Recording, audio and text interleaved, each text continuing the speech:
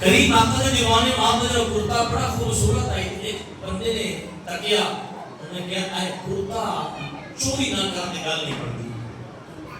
اور غوث اعظم رضی اللہ عنہ آپ چلتے چلتے تو حجرے چھائے وہ کرتا اتارا کے لیے آپ نماز میں مصروف ہو گئے. نماز میں مصروف ہو گئے. انہوں نے کرتے پر ہاتھ پایا تے پر دروازہ آپ نے فرمایا کون؟ آخر جی میں خضر علیہ السلام. آپ نے فرمایا کی مسئلہ ہے؟ اگر یہ فلان جگہ کا ابدال میرا ہے نا وہ فوت ہو گیا ہے تو اتھے ابدال دی ضرورت ہے, پیشوا دی اتھے ضرورت ہے, امام دی اتھے ضرورت ہے. آپ نے فرمایا چلو کل لے لیں. انہیں عرض کی تھی حضور آج ہی ضرورت ہے. اور جڑا اندر ہے ان کی قسمت بھی چل گئی ہے.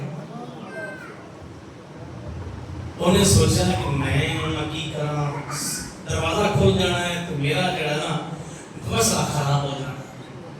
کیوں نہ میں نکلے صفحہ میں میں لوگ جاؤں قریب آقا دیوانوں صفحہ میں لوگ گیا. حضور غوث اعظم رضی اللہ آپ نے فرمایا آنے والا یہ آج ہی ضرورت ہے کہ آؤ صفحہ میں رکے لے جا. دیکھو آپ اندر ہے صفحہ چکی ہیں اللہ کے سلام خوش صفحہ چکیاں صفحہ میں اندر وہ بندہ رکے ہیں. آپ نے فرمایا اٹھ بھائی تیرا ٹائم ہو گیا جان کا. اگر جی میں تو چور ہاں, اگر میں چور ہاں میں چورے واسطے ہیں. آپ نے فرمایا تو چور نہیں تو ہو گیا ہے.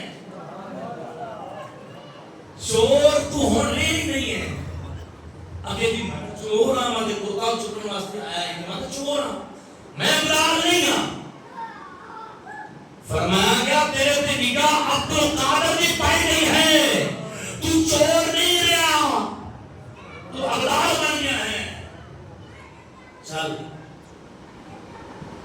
قریب آقا دیوان حضرت خضر علیہ السلام آپ نے مان لیا جس جگہ پہ جناب ضرورت ہے اس جگہ پہ پہنچایا.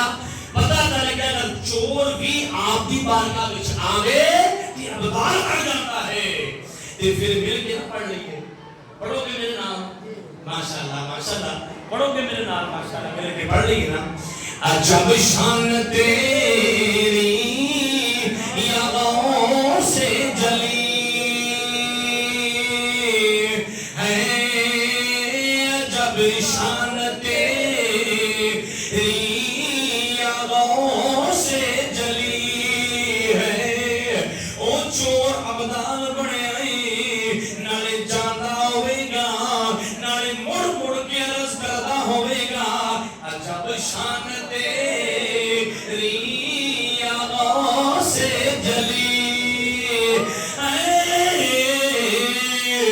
عجب شان تیری.